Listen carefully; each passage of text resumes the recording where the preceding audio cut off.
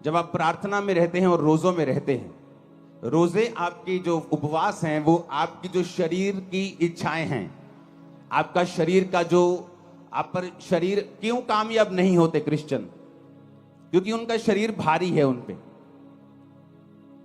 Bible का वचन इतना क्लियर और सख्त है और इतना शानदार है कि क्या कहने, मैं आपको बताता हूं।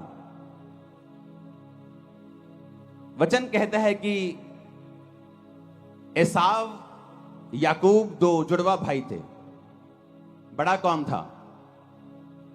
बड़ा कौन था? सिर्फ इसी स्पीकर से मेरे को आवाज आ रही, वो भी ओवर। अपने पड़ोसी को बोलो, बड़ा कौन था?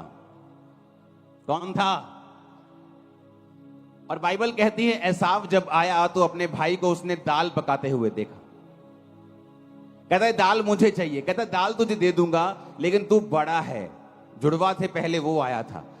कहता तू बड़ा है तो तू ऐसा कर, अपने बड़े होने का पद मुझे बेच दे। याकूब ने कहा तू बड़ा है तो अपना पद मुझे दे दे, मैं दाल तुझे दे दूंगा। और वचन कहता है कि एक बार के भोजन के बदले में उसने अपने बड़े होने के पद को बेच दिया। और जब आशीष पाने के लिए निकला अपने बाप से, क्योंकि बड़ों को ज्यादा आशीष मिलती थी पहलोठों को, तो लिखा वो आशीष पाने के योग्य नहीं ठहरा। आंसू बहाने पर भी, तौबा करने पर भी उसे कोई भी आशीष नहीं मिली। क्यों? क्योंकि उसने शरीर को फॉलो किया था।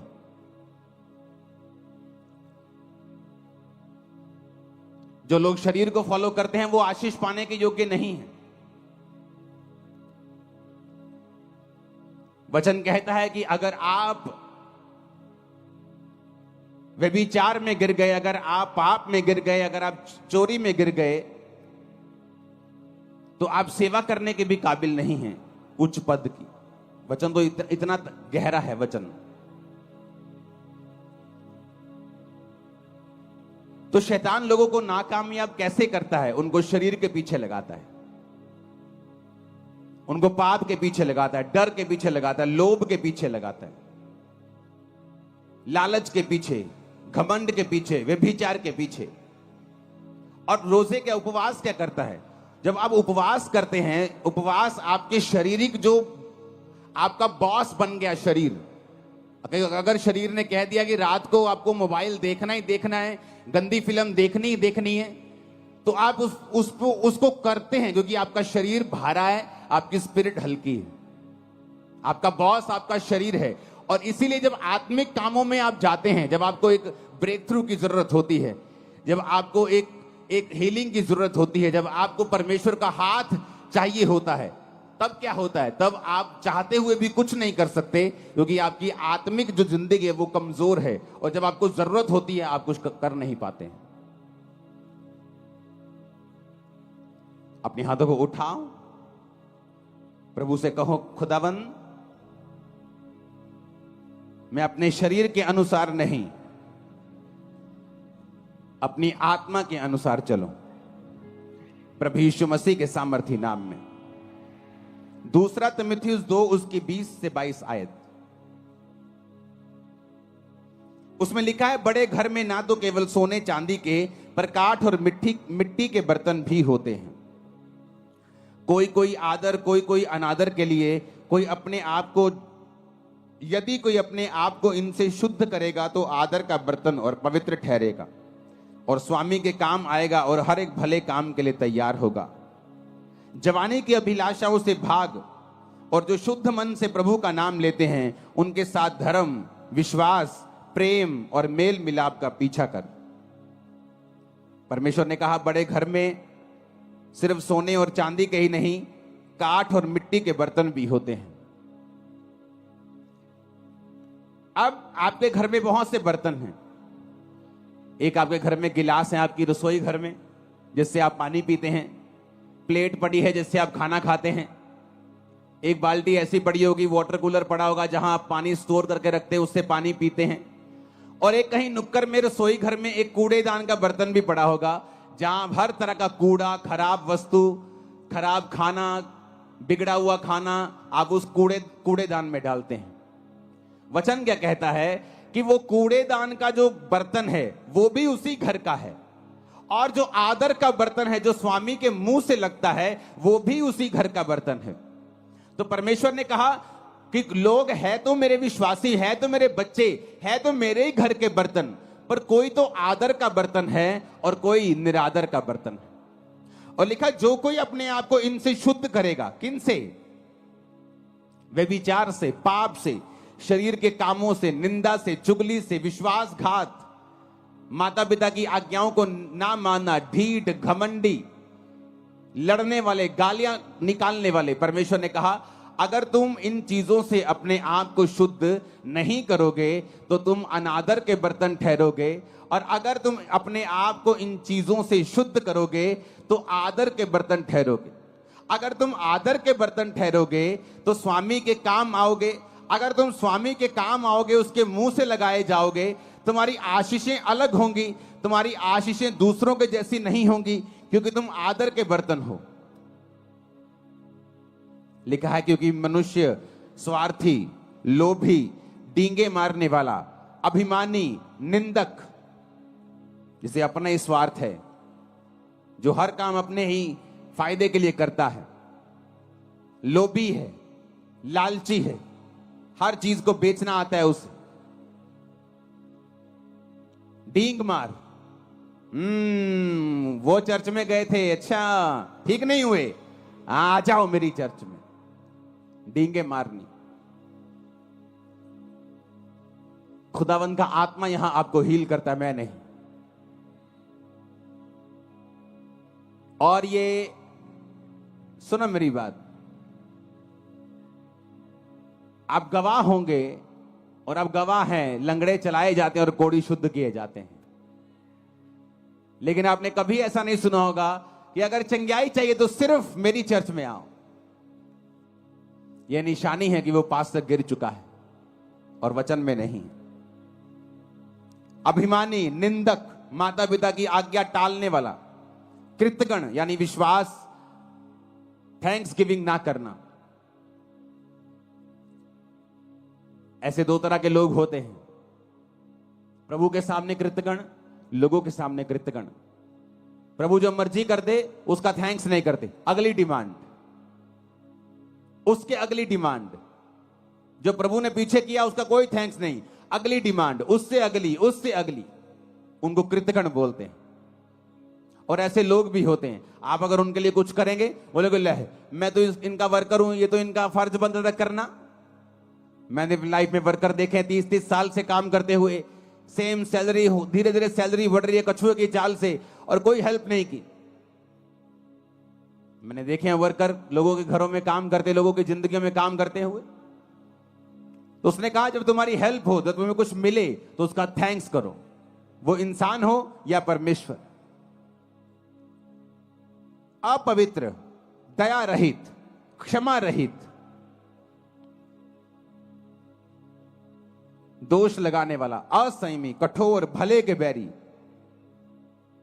विश्वासघाती, ढीठ, घमंडी, प्रभु के नहीं सुख विलास के चाहने वाले, भक्ति का भेष धरेंगे पर शक्ति को ना मानेंगे, ऐसों से परे रहना। परमेश्वर ने कहा यदि तुम अपने आप को इनसे शुद्ध करोगे तो आदर के बर्तन ठहरोगे। पौलुस को देखो, कई बार हम दुखों से निराश हो जाते हैं कि परमेश्वर ये दुख क्यों आया, ये दुख क्यों है। 2004, 5, 2006, 2007, 8, 9 तक, 10 तक मैं हमेशा परमेश्वर के सामने कंप्लेंट ही करता रहता था, खुदावन ये मेरी लाइफ में प्रॉब्लम क्यों नहीं जा रही, सेवा में आने के बाद भी ये दिक्कत क्यों नहीं खत्म हो रही, ये मेरी लाइफ से क्यों नहीं जा रहा, ये संघर्ष खत्म क्यों नहीं हो रहा। आज हम पौलुस की पत्रियों को पढ़ते हैं। अगर हम पौलुस की पत्रियों को पढ़ते हैं, उन 13-12 जितनी भी 13 पत्रियां हैं, तो पौलुस की पत्रियों को पढ़ते पढ़ते हमें यह समझ आती है कि पौलुस ने अपनी 13 पत्रियों में एक ही बात की है, तुम्हारे कैरेक्टर को किस तरह से मजबूत रखना है, क्योंकि शैतान तुम्हारे कैरेक्टर को खत्म करके ही तुम्हारी लाइफ में काम करता है। और पौलुस ने कहां से ये पत्रियां लिखी हैं? जेल में से। जेल कैसे गया? सुसमाचार के लिए, अपने पाप के लिए जेल नहीं गया। वो लोग अपने पापों के लिए जेल जाते और बोलते कि मैं प्रभु के लिए जा रहा हूं, लेकिन बाइबल कहती वो खुदावंद के कामों के लिए, लोग उससे जेलसी करते थे, वो जेल में गया। जेल में गया तो एक आम इंसान सोच सकता है कि अगर ये परमेश्वर का दास है तो फिर जेल में क्यों गया, फिर प्रभु इसको बाहर क्यों नहीं निकालता। लेकिन वचन में क्या लिखा है? वचन में लिखा है कि जब वो जेल में गया तो वो सारी पत्रियां उसने जेल के अंदर से लिखी। प्रभु को मालूम था पतरस की इतनी पत्रियां क्यों नहीं, क्यों मैं बताता हूं, क्योंकि पतरस बाहर से विकाई में था और हर टाइम बिजी रहता था, कभी वहां कभी वहां कभी वहां मीटिंग है, कभी वो विश्वासियों के पास, कभी उस कलीसिया के पास। उसकी केवल 2 पत्रियां बाइबल में है, पहला पतरस और दूसरा पतरस। अब जब सेवकाई में कोई तो चाहिए जो इस लेवल का हो, जो पतरस के लेवल का हो, जो यूहन्ना के याकूब के लेवल का हो, उसी की पत्रियां काम आएंगी। छोटे लेवल का कोई लिखेगा तो उसकी पत्रियों में वो बात नहीं होगी, वो पवित्र आत्मा की भरपूरी नहीं होगी। तो परमेश्वर जानता है कि पौलुस एक ऐसा जन है जो उस लेवल का प्रेरित है। और वचन क्या कहता है? वो जेल में गया और उसने पत्रियां को लिखा। परमेश्वर का उसको जेल में डालने का रीजन ये था कि आने वाले समय में इतनी सेवकाई का असर पतरस का नहीं हुआ जितना पौलुस का हुआ। आज हम किसकी पत्रियों को पढ़ के अपने कैरेक्टर को सही रखते हैं? पौलुस की पत्रियों को पढ़ के, हाँ या ना? पौलुस की पत्रियां पढ़ते हैं। आप तिमुथियुस पढ़ो, जहां उसने लिखा है अपने स्पिरिचुअल सन को। उसने कहा मैं अपने आत्मिक पुत्र तिमुथियुस को लिखता हूं, ये करना है, ये करना है, ये करना है। दूसरा तिमुथियुस कैरेक्टर के बारे में, कुलस्सियों कैरेक्टर के बारे में, थिस्सलुनीकियों कैरेक्टर के बारे में, तीतुस की पत्री, फिलेमोन की पत्री। अगर आप इन पत्रियों को पढ़ेंगे आपको कैरेक्टर नजर आएगा कि पौलुस ने कैरेक्टर के विषय में बहुत सी बातें की। हालेलुया। लेकिन कैसे की?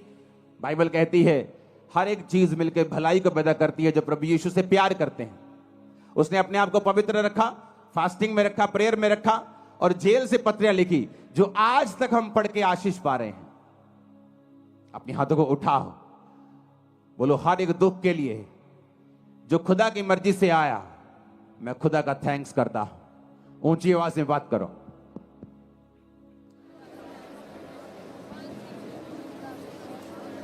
थैंक्स करो ऊंची आवाज में। और पिता मैं विश्वास करता हूं कि आप कुछ बड़ा करेंगे उन्हीं दुखों के बीच से, यीशु के नाम में। अब हम फास्टिंग क्यों करते हैं? जब शरीर आपका स्वामी है,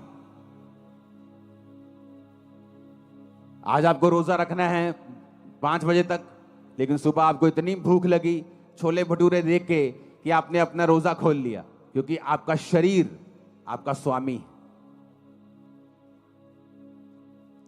आप फैसला करके उठे नहीं, ये व्यभिचार से मैं दूर रहूंगा, लेकिन आज वो लड़की बड़े सुंदर कपड़े डाल के आई, आप अभी भी उसे देख रहे हैं। क्यों? क्योंकि आपका शरीर आपका स्वामी है। जब आपका शरीर आपका स्वामी है तो आपकी लाइफ में वो काम नहीं हो सकते जो आपको बंधनों से मुक्त करेंगे, फ्री मैन आपको करेंगे, एक लेवल तक आपको लेके जाएंगे। आप कभी उस लेवल तक नहीं आ सकते, क्योंकि आपका शरीर आपका स्वामी है। आपको मालूम है आपका मोबाइल, आपकी फेसबुक स्क्रॉलिंग आपके टाइम को वेस्ट कर रही है।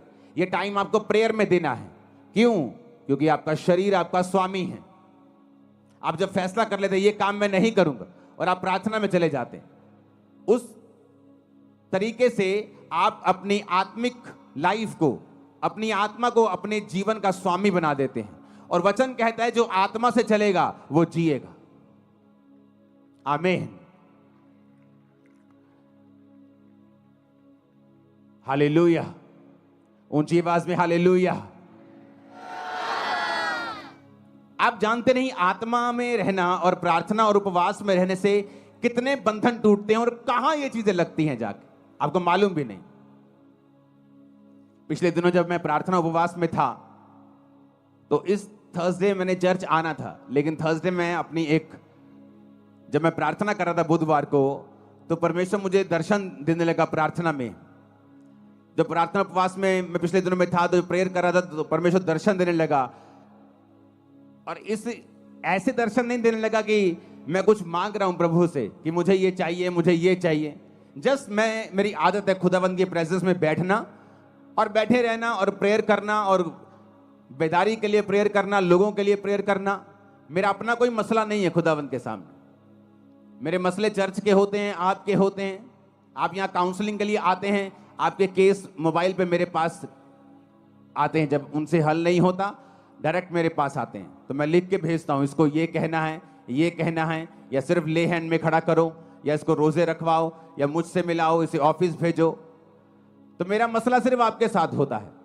तो मैं जब प्रेयर कर रहा था खुदावंद के साथ, तो परमेश्वर ने मुझे कहा कि एक बुक लिखनी है, सनातन परमेश्वर कौन है। वो बुक मैंने लिख दी है, आपको 2 हफ्तों प्रिंट हो जाएगी, अभी 1 हफ्ते में।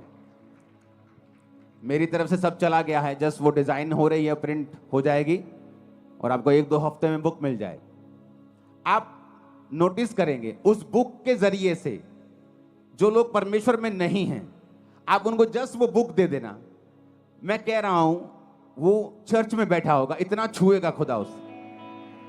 और कैसे हुआ? मैंने बुक के लिए प्रेयर नहीं की, मैंने बुक के लिए प्रार्थना नहीं की, मैं जस्ट प्रभु की हुजूरी में बैठा था, प्रार्थना कर रहा था। तो पवित्र आत्मा ने मुझे विजन दिया, सनातन परमेश्वर कौन है, इसके बारे में लिख। और उसमें 2 हिस्से हैं, एक सनातन परमेश्वर कौन है, एक और हिस्सा है जो आप बुक में पढ़ेंगे, वो भी एक शानदार हिस्सा है। जो कोई व्यक्ति अब उस बुक को पढ़ेगा, उसे समझ आ जाएगा कि यीशु मसीह कौन है। क्या ये धर्म बदलने वाले लोग हैं, क्या कन्वर्जन करने वाले लोग हैं, या यीशु मसीह छुड़ाने के लिए आया। एक बुक आपके लिए एक सुसमाचार का एक कारण बन जाएगी और लाखों करोड़ों लोग उस बचाए जाएंगे। मैं बता रहा हूं, उसी बुक से आप देखना टेस्टिमनीज आती। कैसे पॉसिबल हुआ? जब आप परमेश्वर की प्रेजेंस में जाते हैं, आप प्रभु की प्रेजेंस में होते हैं, परमेश्वर आपकी लाइफ को फ्रूटफुल बनाता है, इफेक्टिव बनाता है। वो आपके बिजनेस के बारे में आपको दर्शन दे सकता है। आपका बेटा जो बचा नहीं है, नशे करता है, उसके बारे में आपसे बात कर सकता है। आपकी वाइफ के बारे में, आपके हस्बैंड के बारे में, आपके बच्चों के बारे में, आपकी सेहत के बारे में, किसी भी बारे में वो आपसे बात कर सकता है। जो चीज कमजोर है, शैतान के हाथ में है, बंधन के नीचे है, उसके बारे में प्रभु आपसे बात करता है। इसलिए तो वचन में लिखा है कि मैं अपने वचन को भेज के अपने लोगों को चंगा करूंगा। तो होता क्या है कि आपके पास वचन आता है कि बेटे, मेरे बेटे, सनातन परमेश्वर कौन है, इसके बारे में लिख। अब पता नहीं कितने लाख लोग उससे आजाद हो जाएंगे, कितने लाखों लोग उस वचन से छूट जाएंगे जब वचन को पढ़ेंगे। और आगे एक और उसका हिस्सा है बड़ा शानदार, जब उसे पढ़ेंगे। तो ये कैसे पॉसिबल है? जब आप शरीर के कामों को खत्म करके, आत्मा को फॉलो करके, प्रार्थना और उपवास में अपनी जिंदगी को दे देंगे, तब परमेश्वर आपसे बात करना शुरू करता है। कितने मेरी बात को समझ रहे हैं? तब तक आप उस लाइन में हैं। जैसे आप बिजली का बिल भरने, पुराने टाइम में लोग लाइन में लगते थे, पता नहीं आज लगते हैं कि नहीं लगते, ऑनलाइन हो जाता सब कुछ, लेकिन लाइन में लगते। तो आप लाइन में तो लगे हुए हो, छुटकारे की लाइन में, हीलिंग की लाइन में। लेकिन जब तक आप फास्टिंग, उपवास, प्रार्थना, तौबा, शरीर के कामों से मुक्त होकर प्रभु के सामने समर्पित आप नहीं होंगे, तब तक आप लाइन में तो हो पर आपका नंबर नहीं आएगा। लाइन में तो लगे हुए हो, चर्च तो जा रहे हो, पता सब कुछ है, प्रभु की दया भी है। लाइन में लगे, ये भी एक फजल है, प्रभु को जानते हो, ये भी एक अनुग्रह है। लेकिन रियल छुटकारा, नंबर कब आएगा? जब तुम इन बातों को फॉलो करोगे।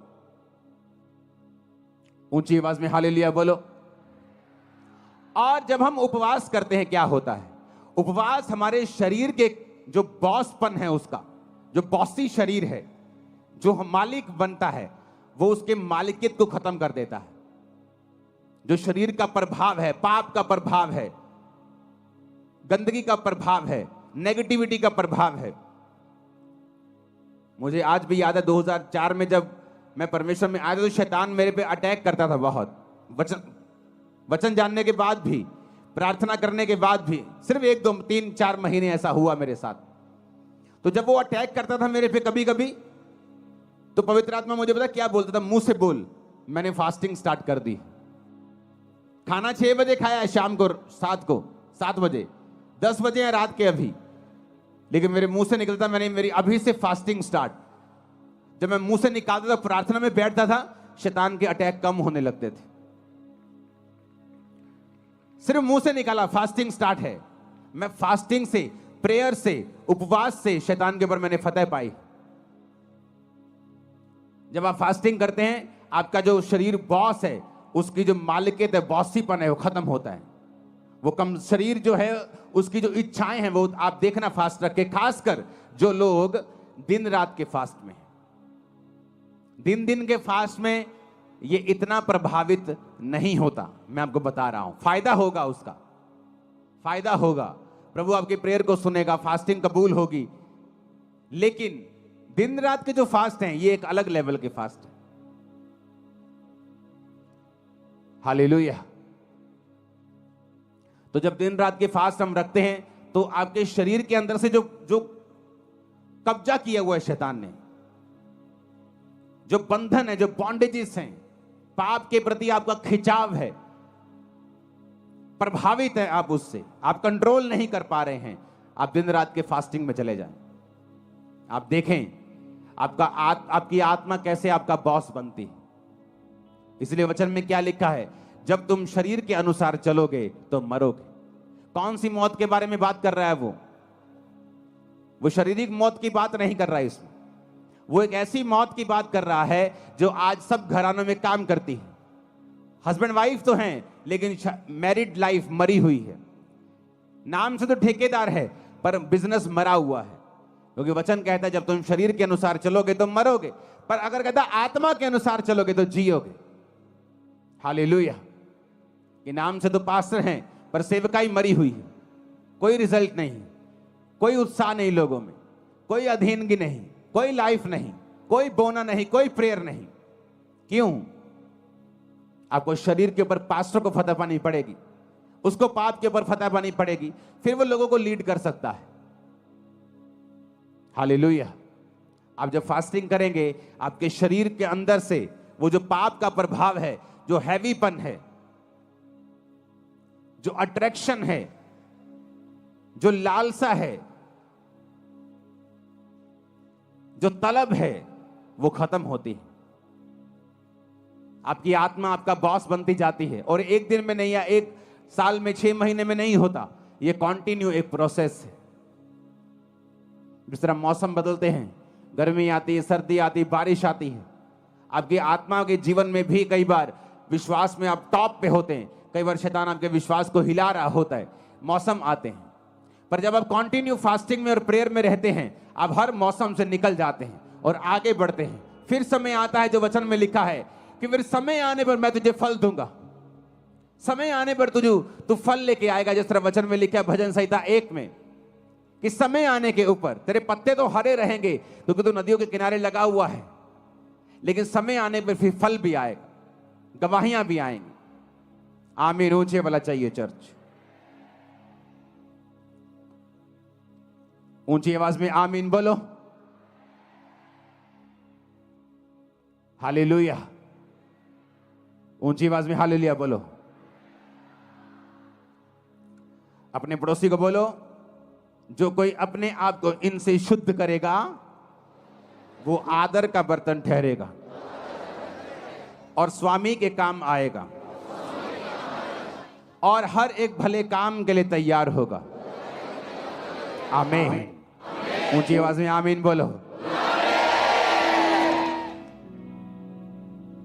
Hallelujah, hallelujah. तो फास्टिंग, उपवास, मसीही जिंदगी एक डिसिप्लिन वाली जिंदगी है। अगर आप मसीही हैं और आपकी लाइफ में डिसिप्लिन नहीं है, तो एक्चुअल में आप डिसाइपल नहीं, आप चेले नहीं। ये कहीं और होता होगा कि आप जाएं, जो मर्जी करें, जो मर्जी खाएं, जो मर्जी पिएं,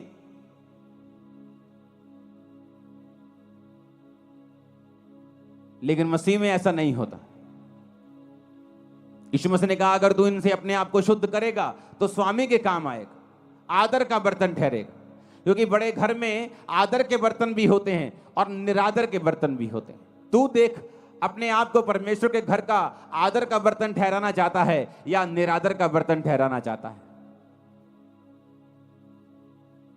हालेलुया। बड़े घरों में आपने सोने के बर्तन देखे होंगे, ये जी बोन चाइना का सेट लेके आए हैं जी 15,000 का। कभी कूड़ेदान लेके आए हो 20,000 का, 25 कूड़ेदान लेके आए हो कभी? कि 1,00,000 रुपए का कूड़ेदान लेके आए हैं जी। सोने के इसमें ओरिजिनल 24 कैरेट गोल्ड का उसमें लाइनें लगी हुई हैं। आप कभी नहीं करो। आप कूड़ेदान लेके आओगे, बस मजबूत सा दे दो जी, कूड़ा डाले तो टूटे नहीं। लेकिन बर्तन लेके आओगे शानदार, जिससे पीना है, जिससे खाना है। काम हमारे निरादर के बर्तन वाले हैं, और प्रभु से हम कहते हैं कि हमें आदर क्यों नहीं मिल रहा, मेरा बच्चा मेरा आदर क्यों नहीं करता। तुम प्रभु का आदर नहीं करते, लोग तुम्हारा आदर नहीं करते। मेरी फैमिली मेरे अधीन नहीं है जी, तुम परमेश्वर के अधीन नहीं हो, इसलिए तुम्हारा परिवार तुम्हारे अधीन नहीं। मेरा पति मेरी बात नहीं सुनता, तुम प्रभु की बात नहीं सुनती, इसलिए तुम्हारा पति तुम्हारी बात नहीं सुनता। सब कुछ जुड़ा हुआ है। तुम आत्मा में कामयाब हो जाओ, शरीर में कामयाबी तुम्हारे पीछे पड़ के मिले, तुम्हें मिलेगी, बाइबल कहती है। आत्मा में कामयाब हो जाओ, शरीर में कभी भी फेल नहीं हो सकते तुम लोग, कभी भी, नेवर। वो लाइन चेंज कर देगा तुम्हारी, लेकिन फेल नहीं होने देगा। हालेलुया। मसीह जिंदगी डिसिप्लिन वाली जिंदगी है। मसीह में आके भी डिसिप्लिन नहीं है। अगर उन्हीं चौकों में खड़े होकर लड़कियों को छेड़ना है, अगर वैसे ही काम करने, वैसे ही मोबाइल चलाने, उन्हीं ब्लॉगर्स की तरह वैसे ही ब्लॉग बनाने और गालियां निकालनी है, अपने आप को क्रिश्चियन बोलना छोड़ दो। तुम उन लोगों की तरह नहीं हो। हालेलुया।